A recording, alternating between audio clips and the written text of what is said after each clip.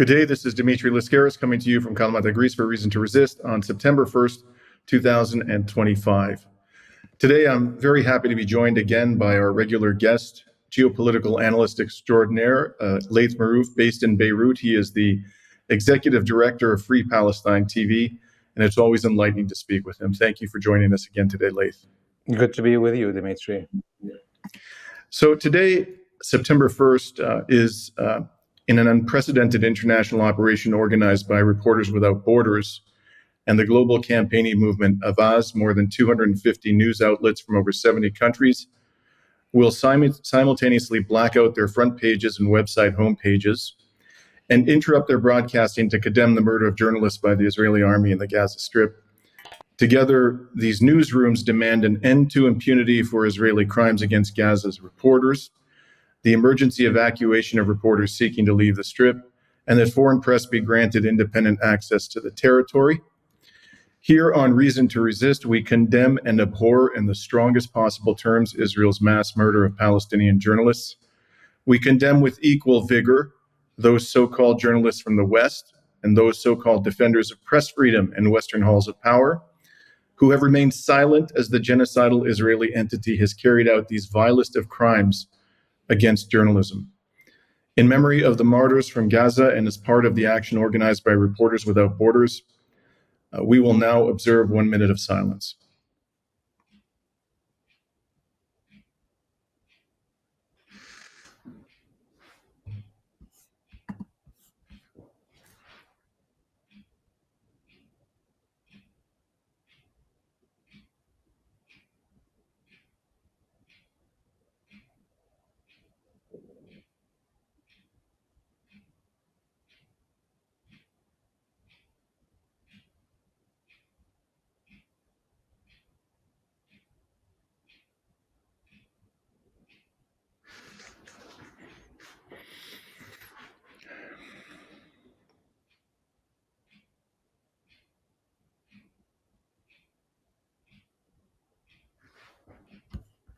Thank you. So, Laith, yesterday, August 31st, Israel's terrorist military claimed that it had murdered the spokesman of Hamas, Abu Obeida. So far, I've seen no confirmation of his death from Hamas, and I know you'll agree that it would be difficult to overstate Abu Obeida's popularity among Palestinians. I remember that when you and I visited Shatila refugee camp and other refugee camps in Lebanon last year, we saw images of Abu Obeida plastered all over the walls of the camps. Now, on Resistance Telegram channels, the most recent statement attributed to Abu Obeida was from August 29th. In it, he said, quote, "The enemy's criminal plans to occupy Gaza will bring calamity upon its political and military leadership. Its army will pay the price in the blood of its soldiers, and the chances of capturing new soldiers will only increase by Allah's will. Our fighters are in a state of alert readiness and high morale. They will present exceptional models of heroism and bravery and will, with Allah's help, deliver harsh lessons to the invaders. The war criminal Netanyahu and his Nazi ministers have deliberately decided to reduce the number of their living captives by half and to ensure that most of their dead captives' bodies will disappear forever, something for which the enemy's army and its terrorist government will bear full responsibility." So, Laith, to your knowledge, has the resistance confirmed the death of Abu Obeida? And if, in fact, he is dead, whether or not they've confirmed it, what do you think the significance of this is for the resistance? Well, those posters that we saw around always had writing on it saying Abu Obeida, spokesperson of the Muslim Ummah, the Muslim mother nation. And so his place is guaranteed, I think, in the books of history already, whatever happens to him, as one of the voices that people listen to understand what's happening on the ground and what the resistance is working towards. Up until now, there's no confirmation. I just want to note that the Israelis have claimed to have killed him 23 times already. So it's not the first or second or 10th time that they claim to have killed him. Can they kill Abu Obeida? Yes. Does Abu Obeida think that he's going to be a martyr? Yes, Abu Obeida himself knows and thinks that he's going to be a martyr. Is killing Abu Obeida or any of the Palestinian resistance leadership going to change anything in the path of this struggle? No. Abu Obeida is the spokesperson for Al-Qassam Brigades, the military wing of Hamas. And Al-Qassam Brigades are named after a Syrian preacher who entered Palestine in the early 1900s to help defend it against the British occupation. And he was assassinated and killed by the British. And it's more than 90 years ago, and his name still rings today as a calling for those who want to come to the aid of Palestine and liberate it. So Abu Obaida, Azz-ad-Din Qassam, Yahya Sinwar, all of these names will live forever, and the Zionist colony will cease to exist very soon. And it will be just remembered in the, as one of the worst periods of human existence. And its name will be forever Israel associated with child killing. And this is what it's going to be. While the name of Abu Obaida will ring forever as a voice of justice and truth. So, on a perhaps related note, Israeli media reported on a leaked classified document today. The document, we were told, assessed the performance of the Israeli military in its most recent operation in Gaza, which it called Gideon's Chariots, whereas Mahmoud Obey refers to it Netanyahu's wheelchair. The operation began in May and officially ended, I think, a couple of weeks ago. According to the Times of Israel, the leaked document said that the military made every possible mistake in the operation and failed to meet its core objectives of toppling Hamas or freeing the so-called hostages. The Times wrote today that, quote, officers who reviewed the document reportedly expressed worry that it augurs badly for the IDF's planned imminent push into Gaza City and doubted whether the army had drawn the necessary lessons ahead of the fresh offensive, codenamed Gideon's Chariots 2. The report is said to accuse Israel's army of acting contrary to its own military doctrine by supplying the enemy with resources through humanitarian aid. It's contrary to I just want to repeat that. The report says it's contrary to Israel's own military doctrine to supply humanitarian aid to the enemy. And it also failed to impose time pressure, mismanage resources, and ultimately exhausted its own forces while eroding international support. According to the document, Hamas, meanwhile, enjoyed all the conditions necessary to survive and claim success, including resources, secure territory, and a suitable method of fighting. The document further criticizes incompetence in planning and distributing aid. That's the word it used, incompetence, which it says enabled Hamas to successfully mount a global campaign accusing Israel of intentionally starving Gaza's population. Finally, the report said the IDF maneuvered repeatedly in the same areas at a slow pace and prioritized avoiding casualties over mission success. It also cites attrition, manpower strain, equipment fatigue, and poor preparation for guerrilla warfare as key reasons for failure. I just want to note, Laith, I'm going to ask you in just a second, just for your overall reaction to this. But I just want to note, when it talked about prioritizing the avoidance of casualties, June and July were the months in which the terrorist military of Israel experienced the highest number of killed in action since June of last year. So if they were trying to prioritize the avoidance of casualties, apparently they didn't do a particularly good job. Anyways, Laith, I'm turning it over to you. And, I'm interested in any and all reactions you have to this quite interesting revelation. Well, look, anyone that had studied military tactics, even on a rudimentary level, not even going to military academy. There's a lot of books where people can read these things.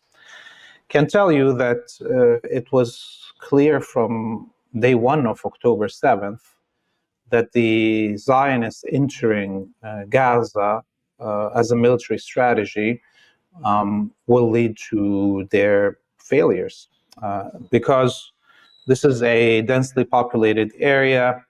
The only thing that the Israelis can do is carpet bomb, and that's what they did. So, once you understand these basics of military tactics, you see that from day one, the objective of the Zionists is genocide. There is no way they can defeat the resistance, which is part and parcel of the Palestinian people. They can't find every bunker and every tunnel if they don't destroy everything. And this is what they're doing. So they know that also the more they kill and the more they destroy, the more hate there is for them inside the Palestinian population. If there was 50% of the population that doesn't want to carry arms against Israel, now we have 100% of the population wants to carry arms.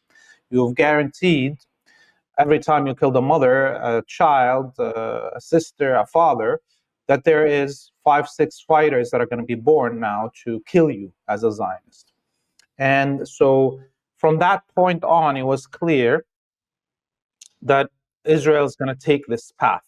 Now, when we read this assessment being published, this is really being published for the psychological well-being of the Zionists and their Western backers, because they need to somehow feel that there is still a possibility for them to win this war if only the Zionist military followed this or that dictate, or this or that plan, they would have been more successful, right? But reality is there was never going to be a success for the Zionists other than in being a genocidal power and killing as many children and mothers as possible. That's the only success that could have been possible since October 7th, 2023.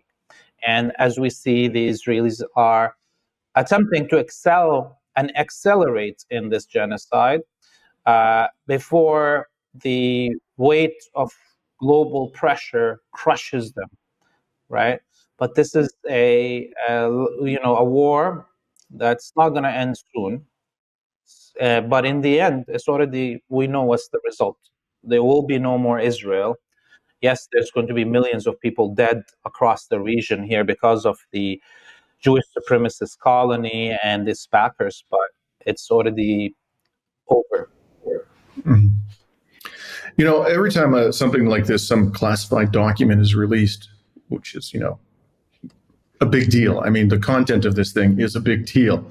I always ask myself, just as a matter of course, is it possible that the people at the very top of the food chain, so here we would be talking about the war criminal Netanyahu, actually secretly authorized the release of this document? And if so, what would he have stood to gain if he did that? And there are two things that immediately stood out for me. Now, I have to just clarify, I have not read the document myself, so I'm going on the basis of the Times of Israel's description of it. So I'm assuming that that's more or less accurate. This document, as I read, seems to fault the Israeli military for giving humanitarian aid to the quote-unquote enemy. And we know that the Israeli political leadership and military leadership regards the entirety of the population in Gaza as the enemy. And so if you wanted to release, what would Netanyahu gain from releasing a document which says this, which faults the Israeli military for giving humanitarian aid when in fact it gave so little that famine has erupted in the Gaza Strip? It would be a way to persuade the public or Israel's backers that Israel needs to provide even less humanitarian aid. And the other thing that I thought might be of advantage to Netanyahu is the current chief of staff is reported to have resisted the launch of a new operation, Gideon's Chariots 2, or Netanyahu's Wheelchair 2. And by casting him as an incompetent, Netanyahu would be setting the stage for removing him and replacing him with somebody who is just going to do whatever Netanyahu wants in this upcoming rampage. What do you think has happened here? I mean, I realize we can't say with any certainty, but do you think that this was done to spite Netanyahu, or do you think this was more likely to have been authorized by Netanyahu? Yeah, it's also very possible that this report is all fabricated and is published by the Israel Times on purpose with those thing about the aid. You see, this is a main contention and a main propaganda point that we heard over and over in the Zionist press, saying that the aid should be stopped because it's going to Hamas in the tunnels, right? So, in a way, it's impossible that this was written by the military itself, right? So it's clear that it's written by a political, person, and the language is very coded to exactly the stream of propaganda that we saw over the last 2 months as the famine set in. So this is, important to note there. The other thing that we should note here is that, this is the third commander-in-chief of the Zionist military since the beginning of the war or genocide. So in 23 months, there's now 3 different commanders of the military. And that shows you how, on the one hand, even, bringing more extreme generals into position that are closer to the genocidal objectives of Netanyahu and Ben Gvir and the Smotriches, each one of them gradually came to the conclusion that they don't have any military tactics available in front of them to reach their strategic goal, which is the defeat of the resistance in Gaza without a total genocide, right? So now, the latest, commander-in-chief, which I forgot his name, General Crapola, let's call him that, is actually from the milieu of the West Bank settlers, colonists, the most extreme colonists in the Zionist colony, and he still is unable to offer any tactical options to the political class other than outright genocide. And of course, the quality of the soldiers and officers on the ground in Gaza have deteriorated over the last 23 months. It all started with 12 dead Israeli generals on October 7th. The most senior generals in the Israeli military and intelligence were eradicated on October 7th, 2023. So we already had a step down from quality of command and control positions in the Zionist colony starting October 7th. Since then, many of the senior generals and officers have either been killed and or retired, right? So now we're talking about third and fourth rate soldiers and officers that are on the ground in Gaza, and they are mainly, as we saw, there's around 30 or 40,000 of the hilltop settlers from the West Bank that were put into a battalion under control of Ben Gvir, basically, and sent into Gaza, and they're now the fodder of this. These are, young men that have only been used to beating on unarmed civilians in the West Bank and setting their homes on fire and their cars on fire. Suddenly, they're fighting in the streets with seasoned Palestinian resistance fighters, and they're being quashed militarily.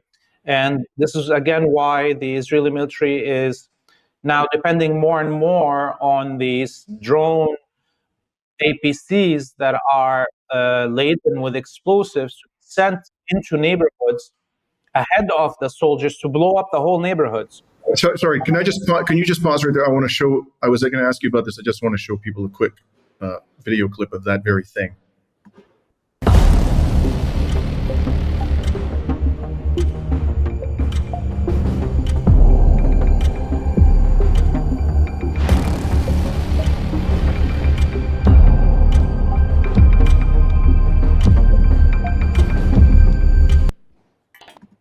So that was in the devastated refugee camp of Jabalia. I'm sorry to have interrupted you, Laith. Please go ahead.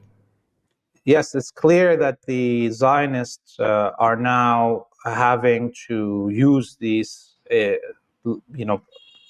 drone APCs that are full of explosives and to do huge bombardments of areas, and they're still unable to control the ground. We saw over the last 2 days in the Gaza City neighborhoods that the Israelis leveled on the edges and bombarded. As they entered, the Palestinian resistance appeared from the rubble and took over their, advancing columns and targeted the command and control vehicles.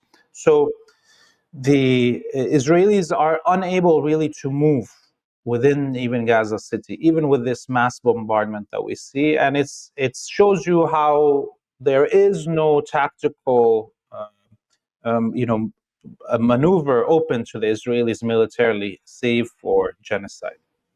Right.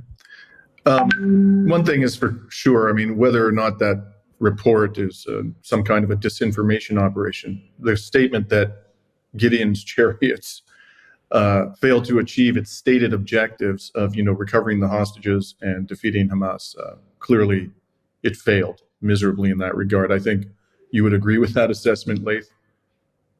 Yes, except if we understand that the only objective they have is genocide. Correct. That's why, exactly why I said stated objectives. I totally agree. That's an important point. By the way, before we move on, the war criminal to whom you referred, the chief of the general staff, is Eyal Zamir. And interestingly, his parents were purportedly immigrants to Palestine from Yemen and Syria.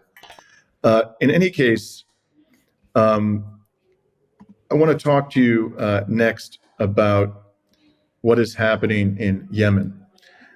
Yemen's Ansar Allah has confirmed that in a massive airstrike, Israel has assassinated Yemen's prime minister, 10 of his ministers, and the director of the prime minister's office. You're not going to see this probably in any corporate media outlet, so I'm going to give you the information. The assassinated ministers include Professor Hashem Sharaf al-Din, Minister of Information, Judge Mujahid Ahmed Abdullah, the Minister of Justice and Human Rights, Moin al-Mahraki, who's an engineer, a Minister of the Economy, Industry and Investment, and Professor Samir Bajala, Minister of Social Affairs and Labor. On Saturday, in a defiant speech, the Yemeni President Mahdi al-Mashad issued a warning. He stated, "To all companies present in the occupying entity, my last piece of advice to them is to leave before it is too late. For when pure, sacred Yemeni blood is shed, it topples the thrones of empires that ruled the world. So what of humiliating, despicable, and transient entity? The blood of these national symbols in our great and glorified government is sufficient for that. We will continue and we will meet challenge with challenge, and you will not taste security after today. O Zionists, for Allah is with us and victory is our ally no matter how long it takes. The price of freedom is blood, and we are the people of sacrifice, steadfastness, and defiance." Ansar Allah has since claimed that its naval forces carried out a military operation targeting the Israeli oil tanker Scarlet Ray in the northern Red Sea using a ballistic missile. The operation, says Ansar Allah, resulted in a direct hit on the ship. So first, I have two questions for you. First, your general reaction to this mass murder of ministers in the Yemeni government. What impact do you think this is going to have? And from there, I wanted to ask you one other question about this interesting development.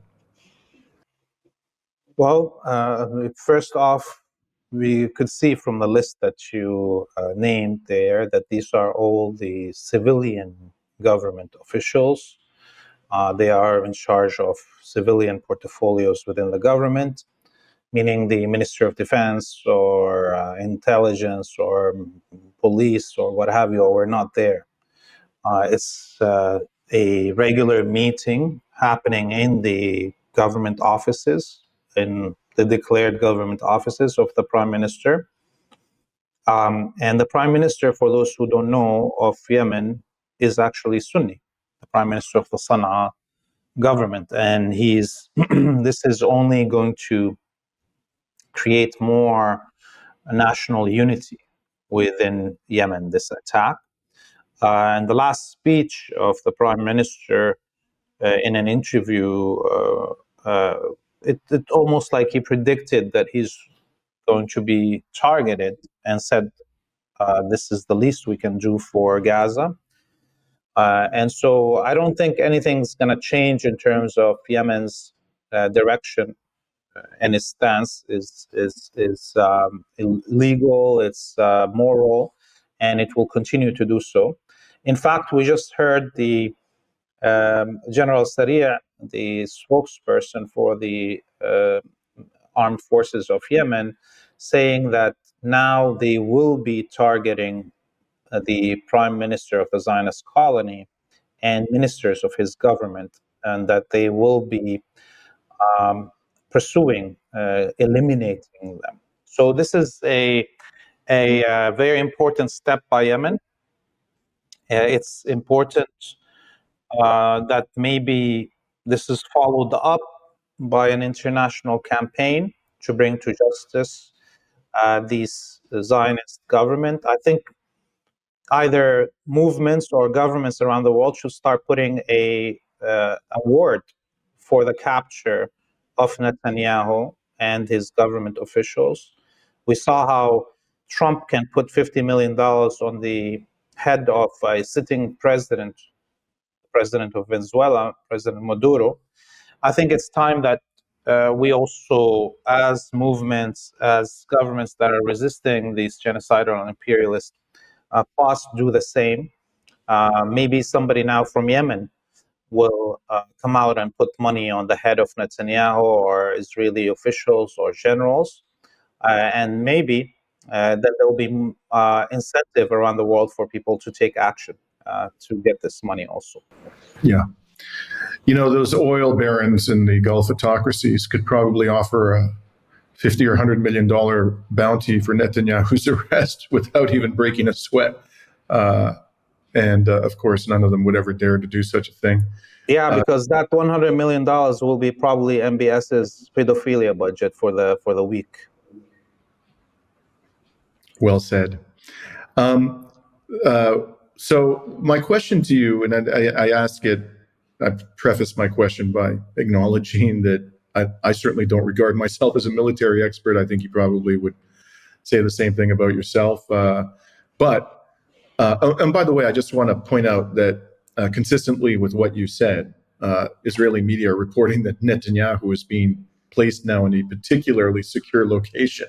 So they are taking this threat seriously, which is interesting considering how they constantly claim that they can shoot down any and all missiles fired at them. But anyways, my question to you is this, Laith. When I look at a map, it strikes me that any kind of a land operation by Ansar Allah in Palestine would be a huge challenge. And so too would a naval operation. You know, so for example, if they wanted to send naval forces up the northerly direction of the Red Sea and try to enter through Eilat, do you think there's any prospect that Ansar Allah might attempt such a thing somehow? And if you do, how would they do that? How might they pull that off? It's very unlikely that Ansar Allah will attempt like a land invasion or operation to liberate Palestine, but they will be definitely increasing their missile and drone attacks.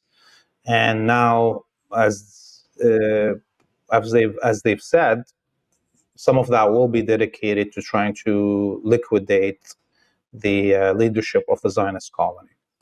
If they want to do a land invasion, they will have to take out the House of Saud on their path and the House of Hashemites in Jordan. Both of them are the shields of the Zionists for the last 100 years. And there's no way to get to Palestine without taking out those two regimes that are in the way of the Yemeni people. Now, I don't think Yemen is going to try to do that, not because of that they can't, maybe they can take out the Saud regime. But as we can see, there's a priority, and that is to end the genocide and to target the Zionist colony. The Saud regime and the Hashemite regime wouldn't exist if there is no Zionist colony. The natural path of development in the Arabic world past World War II was liberation, republicanism that started in Syria and spread out. And the West, the British, the French, the Americans, tried very hard to frustrate any revolutions that could reach those monarchies that they installed. And they were successful in doing so. But now, without the Zionist colony being there to punish any liberationist movement, unificationist movement in the region, the Sauds and the Hashemites and the Bin Zayeds and others, they don't have armies that can fight real wars. They're all armies of pedophiles, as we see, and head choppers. The real armies of Saudi Arabia are like ISIS and Al-Qaeda. Those are the real armies of the UAE and Qatar and Saudi. And they're not on their own territory. They're somewhere else because they're too scared of their own head choppers to keep them close to their thrones. Yeah, I wasn't meaning to suggest, I should have been a little more precise, that they would try some kind of mass land invasion. I agree that that's certainly never going to happen, unless one of those autocracies, the Saudis, are overthrown. But what I thought maybe they might try to do is take a commando unit, each one of whose members would probably understand that they're never going to survive this attack, and they try to sail them up, land them on the Sinai, which is sparsely populated and where I'm sure there are people who are very sympathetic to the Palestinians, and try to enter by land through the border between Egypt and the genocidal entity. So again, this is sheer speculation, but that's kind of what I thought maybe they would do because of the killing of their prime minister. I would imagine there are people coming forward in their military forces saying, I'm willing to lay down my life in a suicide mission, but we shall see. I mean, anything else? Yeah, it'll be easier for them to just cross the water and land in Djibouti and or Eritrea and or Somalia, where there is currently Israeli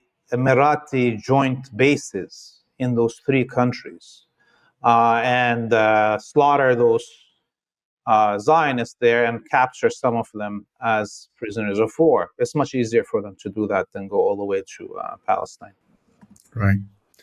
So let's switch now to Lebanon. The U.S. is demanding that the Lebanese government disarm Hezbollah, and the Lebanese government claims that it plans to honor that demand.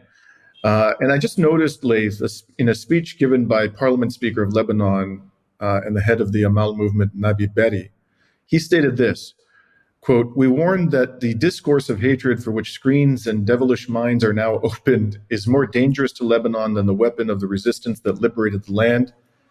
We are open to discussing the fate of the resistance's weapons, which is our honor within the framework of a calm, consensual dialogue that leads to the formulation of a national security strategy," close quote.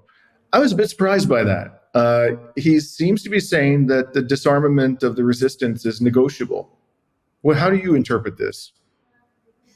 Actually, this speech was one of the most fiery by Nabi Berri in a long time.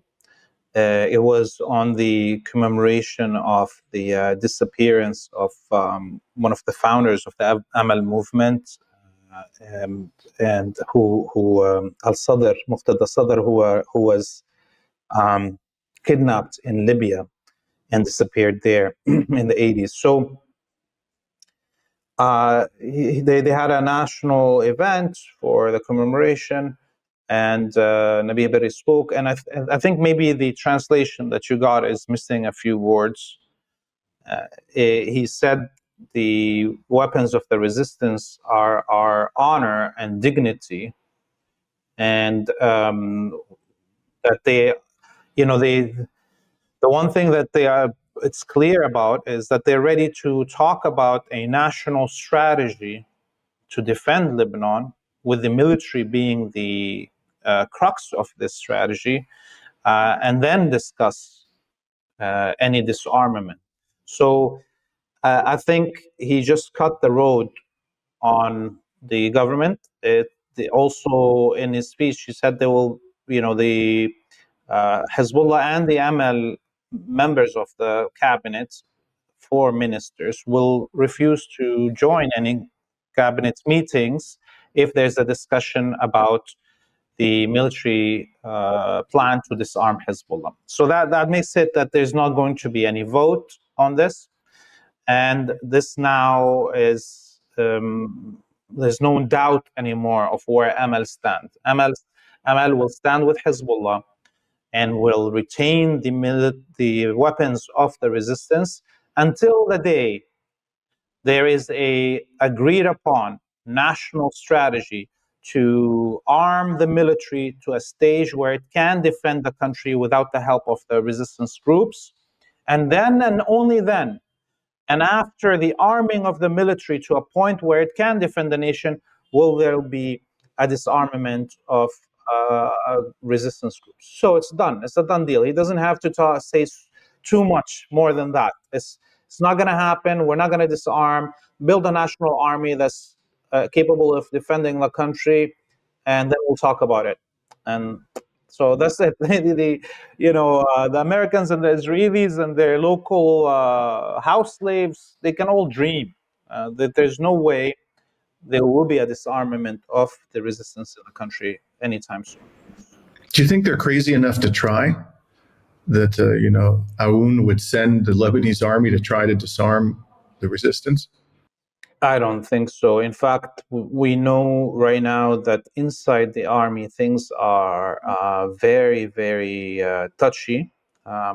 The commander-in-chief, General Haikal, has sent many messages through, unauthorized,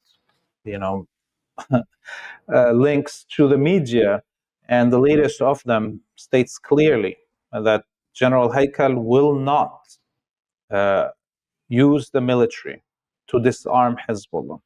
And this is an indication of how opposed the whole military is to this. And if the government, now tries to force Haikal to do something like this, General Haikal, he most probably will refuse openly.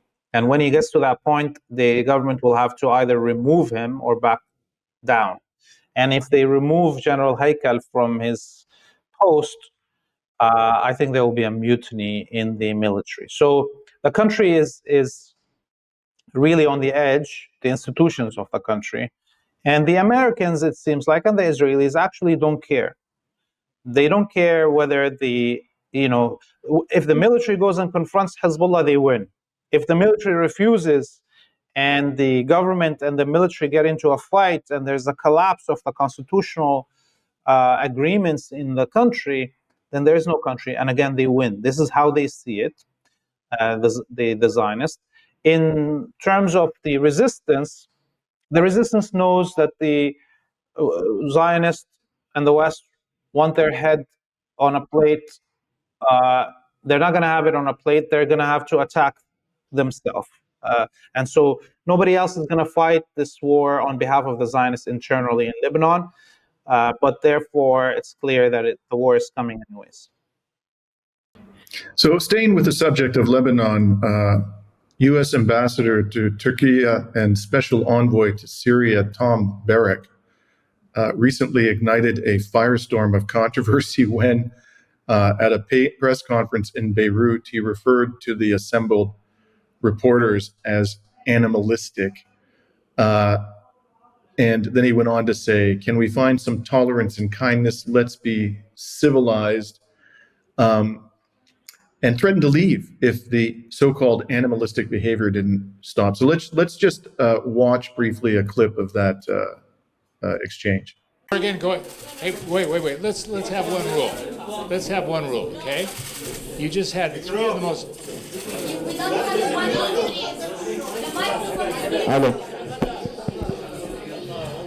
Okay, wait. This we're going to have a different set of rules, right? Please be quiet for a moment.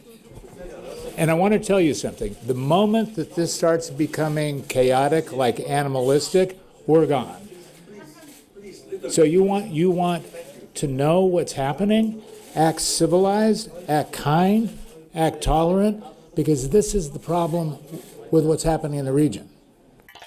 So days later, Barak tried to remove his foot from his mouth in an interview. This was just this past Thursday with social media personality Mario Nawfal, in which he said he did not intend to use the term in a derogatory manner.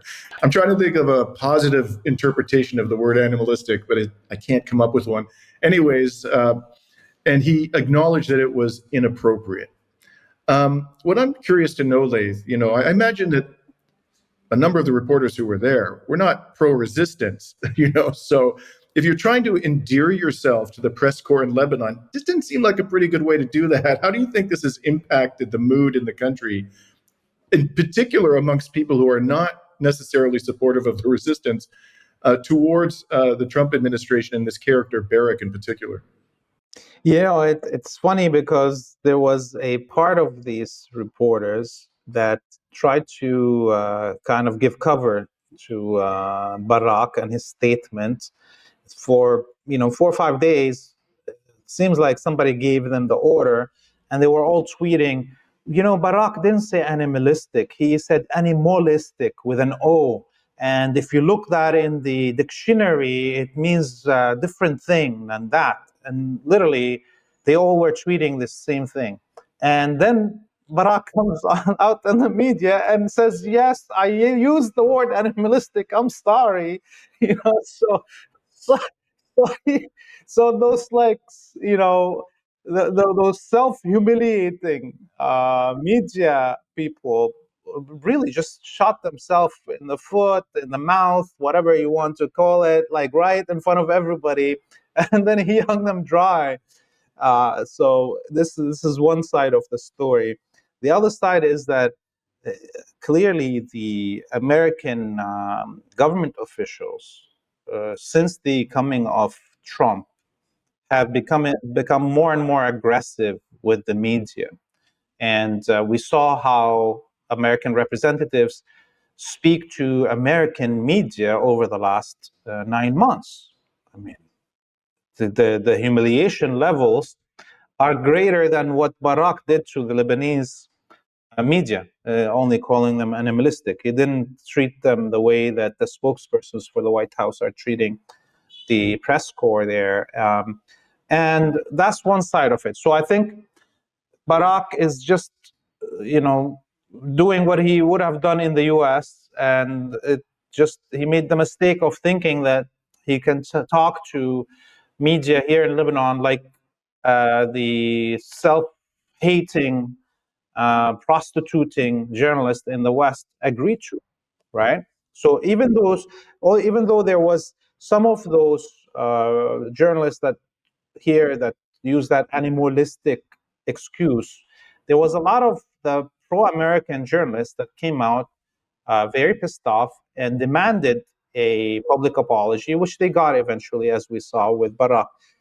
That shows you that even with all the problems of Lebanon, Lebanese media and Lebanese journalists are actually more self-respecting than American journalists. Now, also, we can compare how American journalists treated President Putin when he arrived in Alaska for the Putin-Trump summit. I mean, they were more chaotic, more animalistic than anything that the Lebanese media could ever be. And one of them shouted, "When are you going to stop killing children or civilians," or something like that, while he was standing beside the president of the United States. But sorry, go ahead. Yes. And somebody should have, if there was, real journalists in that room where Barak was, they would have screamed at him, "Well, when are you going to stop killing Palestinian children, or supplying the weapons for killing Palestinian children?" So I don't know more than that. It seems like the attempt to bring Barak as envoy to here because of his Lebanese ethnic quote unquote background is backfiring. He thinks that he can bully people in Lebanon because Lebanon never had a state, and everybody in Lebanon thinks that they are a prince, by the way, and everybody has somebody in their family who's a relative who's somebody, right? You can't argue with any Lebanese for anything. Every one of them thinks so he came to try to treat them like that, and they would have stayed quiet probably if he didn't have any Lebanese background. If he was a white guy or a white lady that's speaking down at them, they would have been like, whatever. But now it's Barak with a Lebanese background talking to them like a bully. No, they're going to fight back because their cousin is this and their uncle is that. So it backfired, this plan that the Americans had, I think. Wow. So I'd like you to weigh in, moving to a different subject, kind of related to Iran. And I'm going to conclude my questions to you today with a discussion about Iran. But before I get there, and I know we talked briefly about this before we started the interview today, so I know that you're kind of up to speed on this dispute.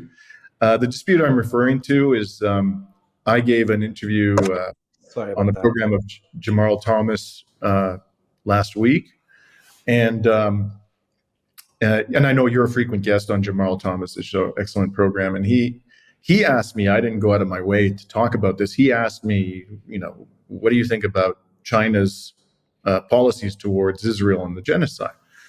And I said that both as a legal matter under the Genocide Convention and as a moral matter, China should be doing more. It is the largest, or one of the 2 or 3 largest trading partners of the genocidal entity. It hasn't sanctioned any of Israel's military or political leaders, as far as I can tell, not even Ben-Gvir and Smotrich, who have been sanctioned, albeit lightly, by I think 7 or 8 Western states. So I expressed that view, and I made quite clear, when I've been asked this question in the past, I have been asked a few times, I made quite clear that, on this culpability scale, China's way down here, and, Western states are way at the top. They're far more culpable in this monstrosity than China. And China has done some good things. For example, it's supporting South Africa's genocide claim and so forth. So then, as I was talking, KJ No was in the StreamYard studio. I didn't know this. I've never spoken to the guy. I hardly know anything about him. And he was listening to my answer. And when he entered the studio right after I left, he just went off on me and started saying, the Genocide Convention prohibits states from sanctioning states, which I think is complete nonsense. And by the way, he's not a lawyer, I understand. And he said that, China's playing chess. And he started saying things like they're providing the targeting data to Ansar Allah to strike the Israel, and they're providing air defense systems to Iran. And, why are people picking on China and blah, blah, blah. And also, he referred to me as, essentially called me a supporter of Wall Street and Goldman Sachs for some crazy reason. So anyways, Jamal invited me back onto the program to respond to this. I gave what I think Jamal rightly characterized as a forceful response. And you can watch that. If you look at the posts over the last couple of days on our YouTube channel, you can find my rejoinder. And before I ask you my question, let me just say one other thing, and that is, when I forcefully responded, I invited KJ No to have a debate about this. So I don't want people to think that I'm asking you to talk about it, but I'm not willing to speak to him directly. I'd be more than happy, either on Jamal's program or my program or any program, to debate all of these issues with KJ No. With all of that being said, Laith, what do you think of this response that he offered? Forget about the stuff about Wall Street. I'm talking about his argument with respect to China's culpability and the question of whether China should do more. And if you want to talk about international law, please do that. But I know you're not a lawyer, and I'm really talking here, I guess, about what's the right thing to do. But if you want to talk about international law, go ahead and do that too. Yeah, well, it's important to note that China refused to acknowledge the existence of a Zionist colony until the PLO signed the Oslo Agreement, so in 1992. And that is a totally different thing than the problem that the Soviet Union had, which acknowledged the existence of the Zionist colony before even the United States did in 1948. So China does have a history that is different than the mistakes of the Soviet Union, a history that is closer to the South and the East and supporting liberation movements. Having said that, currently China is the, I think, second largest trade partner of the Zionist colony.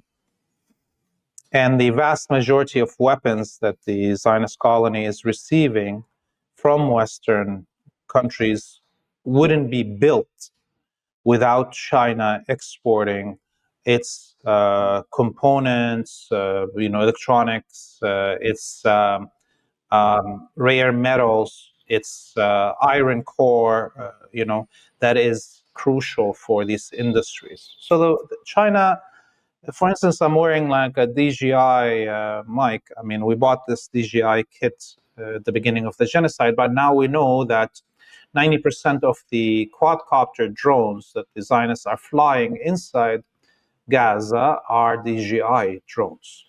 Okay, so China could easily, even if it doesn't want to sanction anybody, say, I will not export to you my products, my raw materials, if you sell weapons to Israel or send it weapons. Simple. Doesn't want to, this will have dramatic effect, immediate dramatic effect. China controls the largest shipping fleet in the world. It could say no more ships from our fleets or Chinese registered ships will go to Israeli ports. China could stop its projects in Haifa port, in the light rail, and others that it is building inside the Zionist colony. All of these things are possibilities for China to take action that will have more dramatic effects than its words at the Security Council or its diplomatic, pronouncements. So I do think China can do more. Of course, it is not directly involved in the genocide. It is not exporting weapons for the killing of Palestinians. But as I said before, there's many electronics that China exports that are being used in this genocide in Gaza. That's the least of it. And because China is the second, if not the first largest economy in the world, if it says, I will not export my products to you if you do business with the Zionists, most probably most of the world will cease doing business with the Zionist colony, especially smaller countries. Then especially countries that depend on exporting to China to have their economy working, like the Gulf countries. If they don't export their oil and gas to China, there's nothing for them to do. The UAE, for instance, would collapse its economy if it didn't sell it to China, the oil and gas. And the UAE is the number one supporter of the Israeli economy in the region here. China could say to Egypt, hey, stop sending your ships carrying goods from Egyptian ports to Zionist ports, or we'll stop this or that. China has a lot of weight and it's deciding not to use it. And I tell you something, I hope our Chinese brothers and sisters are listening to this, because this is the mistake that the Soviets did. Hoping that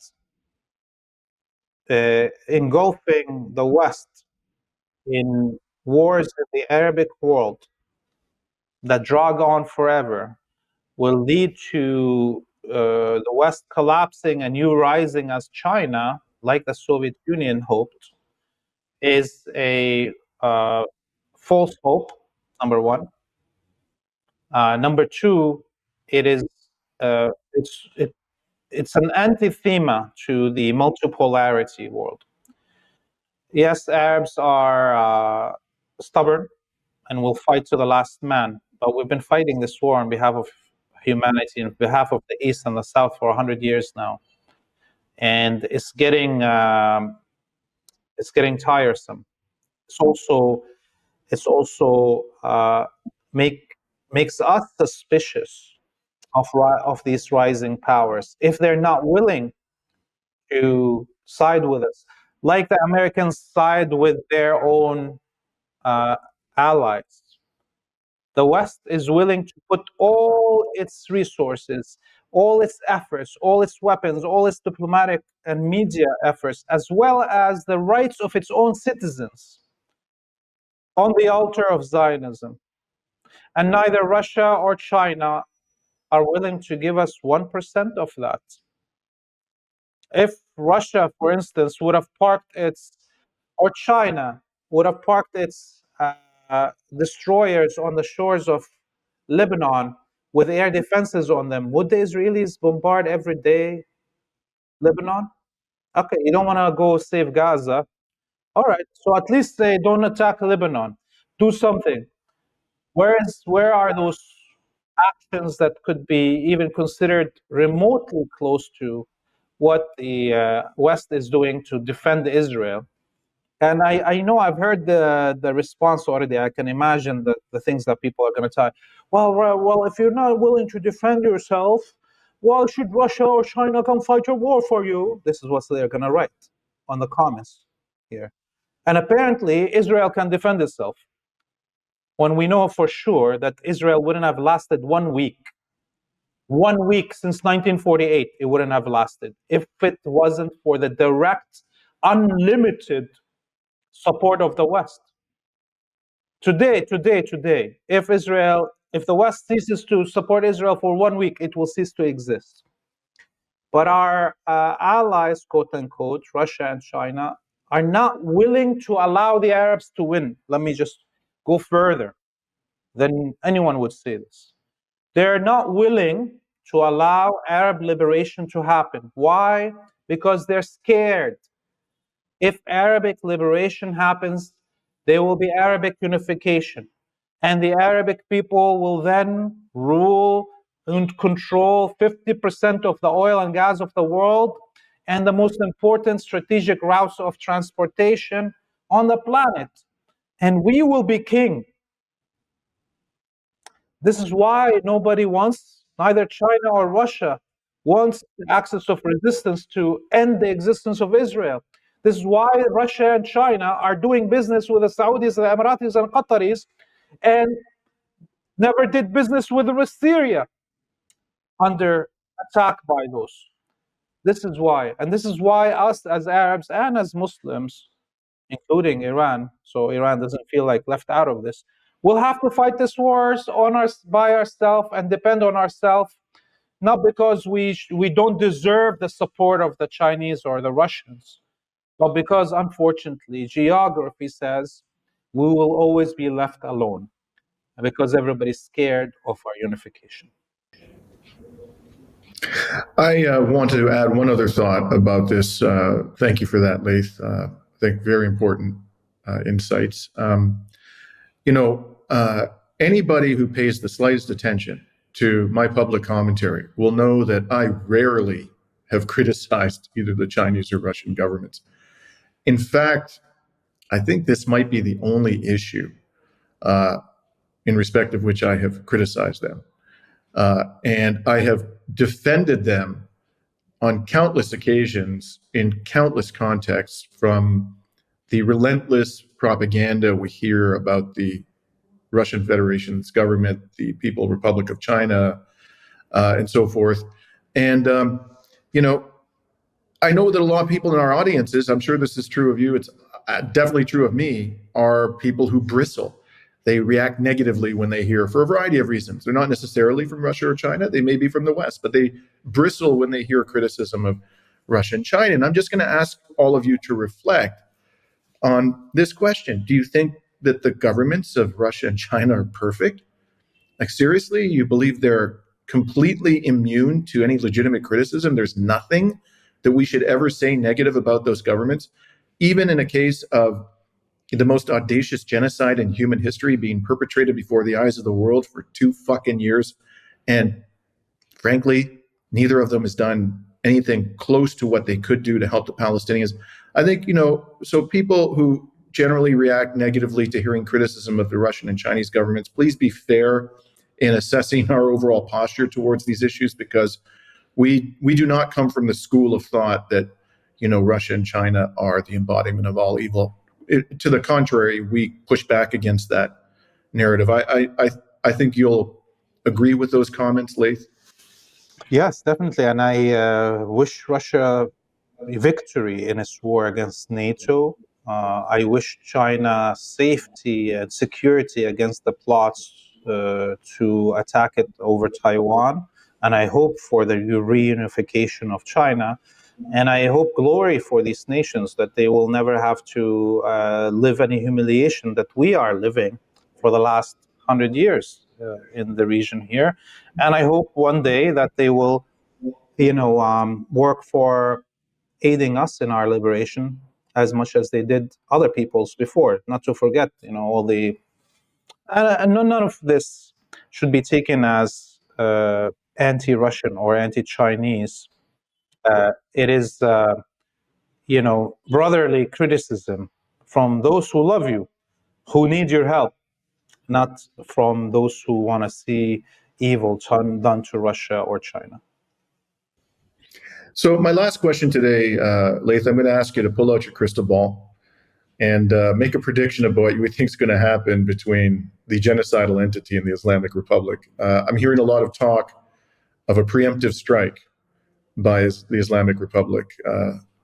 How do you think the months ahead are likely to unfold in that conflict? I would be very surprised if there is a preemptive attack by Iran. Not because I don't think they should, but just looking at the history of Iranian military action, even back to centuries, it's very rarely to see that Iran has initiated a military confrontation.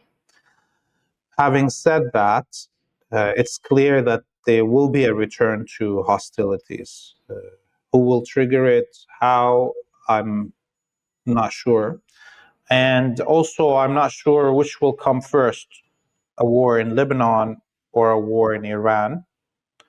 And because the Zionists are in desperate need of a clear victory, just to prolong their military activities. And up until now, they haven't had any clear victories, and they definitely will not have a clear victory attacking Iran, no matter what they do. So they may think that they can have a clear victory in Lebanon if they attack Lebanon during this whole internal chaos that is now beginning. So I kind of predict that there will be a war in Lebanon before a war in Iran. And if there is a war in Iran, I also don't know if it's going to end. Okay. And if we will be still alive at the end of it. Because a full-out war with Iran, which is not what we saw, 12 days of missiles and drones, is not a real war. A full-out war with Iran will entail mass destruction and mass deaths in both Iran and the Zionist colony. And the Zionist colony is a very small territory with a small population. So the effects of that mass destruction and mass death will be much more noticeable in the colony than in Iran, and will bring us much closer to the use of nuclear weapons than we could ever imagine. So I don't know. I cannot predict at this point. You see where we're going to go. Are we going to be alive? Is there going to be a nuclear holocaust? I can't say it will not happen anymore. Because how crazy the colonists have gotten. Yeah. On that happy note, let me thank you again for your excellent insights, and please stay safe in Lebanon, Laith.